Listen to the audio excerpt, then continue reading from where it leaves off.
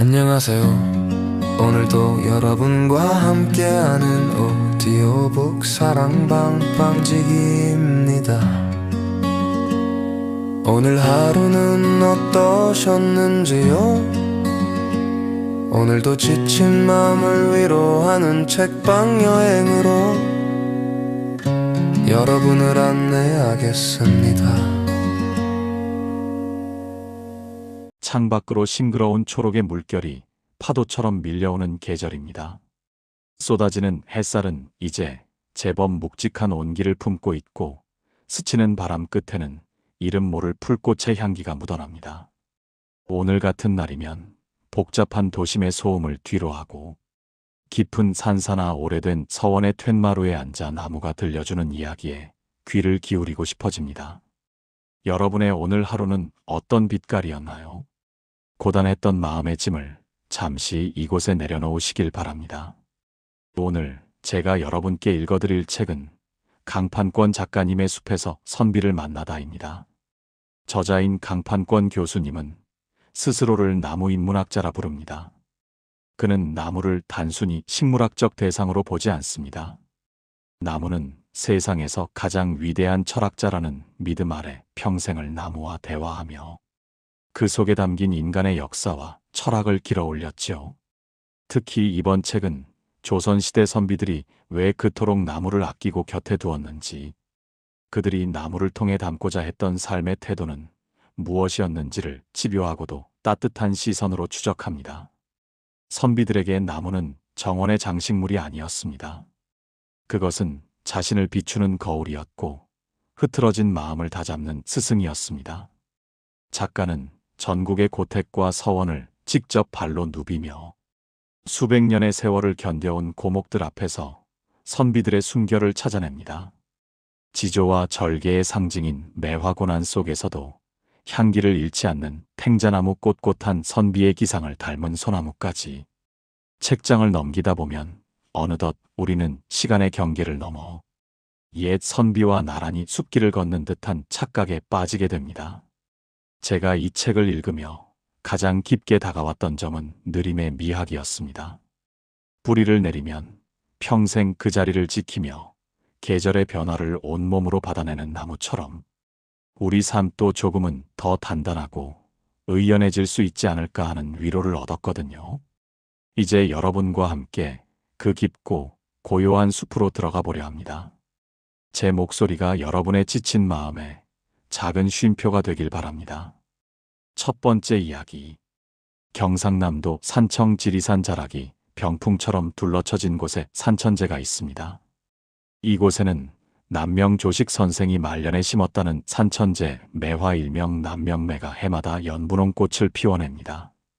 나는 이 매화나무 앞에 서서 선생의 서슬 퍼런 기계를 생각합니다.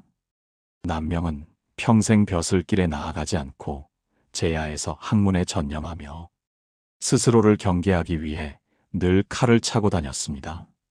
그 칼에는 안으로는 경건함으로 마음을 밝히고 밖으로는 의로움으로 행동을 결단한다는 글귀가 새겨져 있었지요. 나는 산천제 뜰에 서서 이 오래된 매화나무의 줄기를 만져봅니다. 껍질은 거칠고 줄기는 뒤틀려 있지만 그 기운만은 여전히 꼿꼿합니다.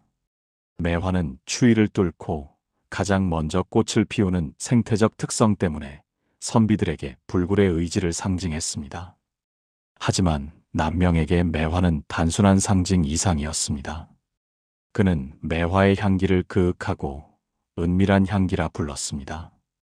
대놓고 자신을 드러내지 않으면서도 주위를 압도하는 그 향기는 남명이 평생 지키고자 했던 선비의 품격과 닮아 있습니다. 나는 나무를 기르는 것이 곧 자신을 기르는 일이라고 믿습니다. 남명매의 뒤틀린 가지와 거친 껍질은 그가 겪어낸 치열한 자기 부정과 성찰의 흔적일 것입니다. 사실 우리는 종종 남에게 보여주기 위한 삶을 살기도 합니다. 하지만 남명은 아무도 보지 않는 산골에서 매화와 마주하며 자신의 내면을 갈고 닦았습니다. 매화나무는 늙을수록 기품이 더해집니다. 썩어 들어가는 고목에서도 새순이 돋고 기어이 꽃을 피워내는 생명력은 권력에 굴복하지 않고 오직 하늘의 도리를 따르려 했던 선비의 정신과 맞닿아 있습니다. 이 나무를 보며 나는 오늘날 우리가 잃어버린 자존의 가치를 묻습니다. 물질적인 풍요 속에서도 늘 공허함을 느끼는 우리에게 척박한 땅에서 오직 향기 하나로 존재를 증명하는 매화는 큰 울림을 줍니다. 매화 향기는 바람을 타고 멀리 퍼지지만 그 뿌리는 결코 흔들리지 않습니다. 남명조식이 이 나무를 보며 매일 아침 옷깃을 여몄듯 우리도 일상의 소란함 속에서 자신만의 향기를 지키고 있는지 되돌아보게 됩니다. 차가운 눈 속에서 피어나는 꽃을 보며 선비는 무엇을 생각했을까요? 그것은 아마도 세상의 유혹에 흔들리지 않는 단단한 중심이었을 것입니다. 나 역시 산천재 매화 아래서 한참을 머물며 내 안의 중심을 점검해 봅니다. 삶이 흔들릴 때마다 이 늙은 매화나무가 보여주는 생의 의지를 기억하고 싶습니다. 보이지 않는 곳에서 뿌리를 내리고 소리 없이 향기를 채워가는 그 인내의 시간을 말입니다. 두 번째 이야기. 이제 발길을 옮겨 강화도로 가봅니다. 그곳에는 구한말의 대문장가이자 강직한 관리였던 이건창 선생의 생가가 있습니다. 집 주변을 둘러싼 것은 화려한 꽃나무가 아닌 날카로운 가시를 세운 탱자나무들입니다. 나는 이건창의 삶을 탱자나무의 삶이라 부르고 싶습니다. 탱자나무는 보통 울타리로 쓰입니다. 가시가 워낙 억세고 날카로워 짐승이나 도둑의 침입을 막아주기 때문이지요. 이건창은 당대의 불의와 타협하지 않았고 그 때문에 수차례 유배를 떠나야 했습니다. 그의 유배지마다 그를 지켰던 것은 탱자나무 가시처럼 돋아난 그의 강직한 성품이었습니다. 나는 탱자나무의 생태를 관찰하며 그의 문학 세계를 떠올립니다. 탱자나무는 추운 지방으로 갈수록 가시가 더 크고 단단해진다고 합니다. 외부의 위협으로부터 자신을 보호하기 위한 처절한 생존 전략인 셈입니다. 이건창 역시 나라가 기울어가는 비극적인 시대 상황 속에서 스스로를 가시 돋친 나무처럼 엄격하게 다스렸습니다. 살다 보면 나를 보호하기 위해 세운 가시가 때로는 타인을 아프게 하기도 하고 스스로를 고립시키기도 합니다. 하지만 나는 그 가시를 다시 봅니다. 그 가시는 단순히 공격을 위한 것이 아니라 소중한 가치를 지키기 위한 최후의 보루였다는 사실을 깨닫습니다. 이건창은 탱자나무 울타리 안에서 고독하게 시를 썼습니다. 비록 비참한 유배 생활이었지만 그는 자신의 지조를 꺾지 않았습니다. 나무가 가시를 만드는 것은 남을 해치기 위함이 아니라 자신이 서 있어야 할 자리를 지키기 위함입니다. 우리에게도 그런 가시가 필요하지 않을까요? 세상의 유혹과 타협으로부터 나를 지켜낼 단단한 내면의 가시 말입니다. 나는 이건창 생가의 탱자나무를 어루만지며 비바람을 견디고 맺힌 노란 탱자 열매의 향기에 집중합니다. 그 지독한 가시 사이에서 맺힌 열매는 그 무엇보다 향긋합니다. 고통스러운 시간을 견뎌낸 사람만이 가질 수 있는 깊은 내공의 향기인 것입니다. 탱자나무는 화려한 꽃을 뽐내지 않습니다. 대신 자신의 자리를 묵묵히 지키며 안으로 향기를 갈무리합니다. 이건창의 시가 시대를 넘어 오늘날까지 큰 울림을 주는 이유는 그가 가시 돋친 삶 속에서도 끝내 잃지 않았던 그 향기 때문일 것입니다. 나는 오늘 이 탱자나무 아래서 진정한 강인함이란 무엇인지 생각합니다. 그것은 타인을 찌르는 날카로움이 아니라 자신을 지켜내는 단단함, 그리고 그 고통 뒤에 찾아오는 향기로운 결실이라는 것을 말이지요. 세 번째 이야기. 선비의 나무하면 빼놓을 수 없는 것이 바로 소나무입니다. 안동 도산서원으로 향하는 길 그곳에는 퇴계 이황 선생이 사랑했던 소나무들이 굽이굽이 서 있습니다. 나는 퇴계의 학문적 깊이가 소나무의 푸르름과 닮아 있다고 생각합니다. 퇴계는 소나무를 가리켜 추운 겨울에 벗이라 했습니다. 추운 겨울이 되어서야 소나무가 시들지 않음을 안다는 옛 성현의 말씀처럼 변치 않는 우정과 절개를 상징하기 때문입니다. 하지만 나는 여기서 한 걸음 더 나아가 소나무의 구분에 주목합니다. 쭉 뻗은 소나무보다 비바람에 꺾이고 굽은 소나무가 더 깊은 아름다움을 자아내는 이유를 나는 퇴계의 삶에서 찾습니다. 퇴계는 평생 낮은 자세로 임했던 겸손의 학자였습니다. 수많은 관직 제의를 사양하고 고향으로 내려와 후황양성에 힘썼던 그는 자신을 드러내기보다 소나무처럼 묵묵히 자리를 지키는 삶을 택했습니다. 도산서원 주변의 소나무들이 마치 서원을 호위하듯 서 있는 모습에서 나는 퇴계의 정신이 여전히 살아있음을 느낍니다.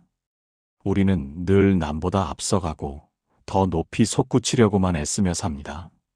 하지만 세월의 풍파를 견디며 자연스럽게 굽은 소나무 가지를 보면 직선의 살보다 곡선의 삶이 주는 여유와 포용력을 배우게 됩니다.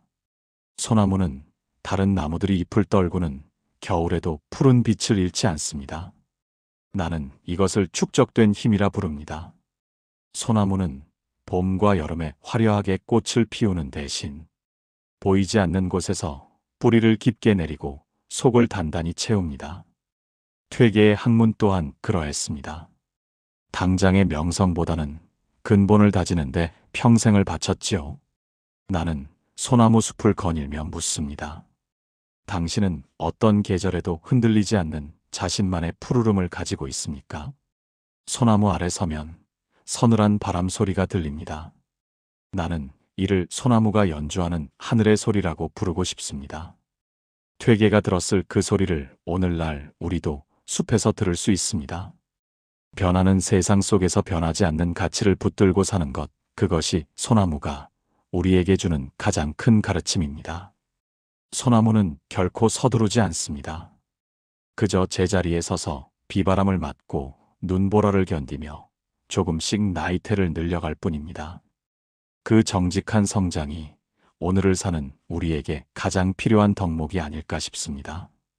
지금까지 강판권 작가님의 문장을 따라 매화와 탱자나무 그리고 소나무를 만나보았습니다.